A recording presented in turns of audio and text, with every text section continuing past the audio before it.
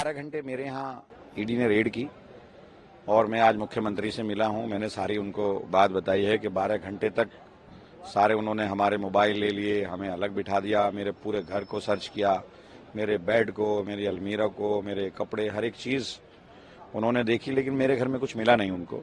और मेरे घर में पहले भी एक बार एसीबी ने सर्च किया था, तब उनको कुछ नहीं मिला था, और आज सर्च किया, आज भी उनको कुछ नहीं मिला। मेरा एक मोबाइल था, वो मोबाइल लेकर गए, जिसको सीज किया गया, सीज मेमो मुझे वो देकर गए। और मैंने जब उनसे ये पूछा कि भाई आप किस एफआईआर के तहत आए हैं, तो उन्होंने मुझे ये बताया कि 2016 की कोई दिल्ली वक्फ बोर्ड की एफआईआर है, जब वक्फ बोर्ड भंग किया गया था, और वो तो ऑलरेडी जो है कोर्ट के अंदर है, चार्जशीट उसमें सबमिट हो गई है, और उसमें कहीं करप्शन के चार्जेस नहीं है, कहीं लेन देन की बात नहीं है, उसमें सिर्फ इरेगुलरिटीज की बात है कि आपने जो किया वो ड्यू प्रोसेस नहीं था।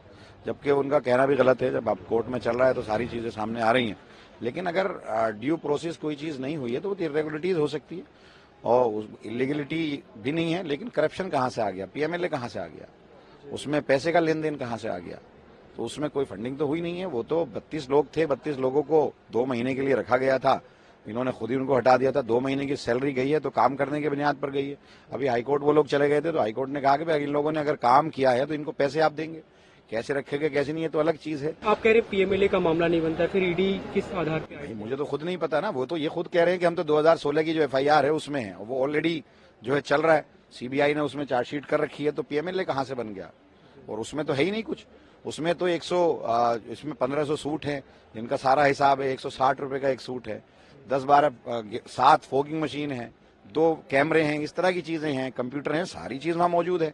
तो कोई चीज अगर खरीदी गई है, और वो जो है एक मैनेजमेंट कमेटी, जो कमेटी बनाई थी मैंने उसके अंदर, परचेज कमेटी, उसके जरिए खरीदी गई है, और उसमें जिससे पहले कोटेशन लेकर के दी गई है, तो उसमें करप्शन कहाँ से आ गया। जी।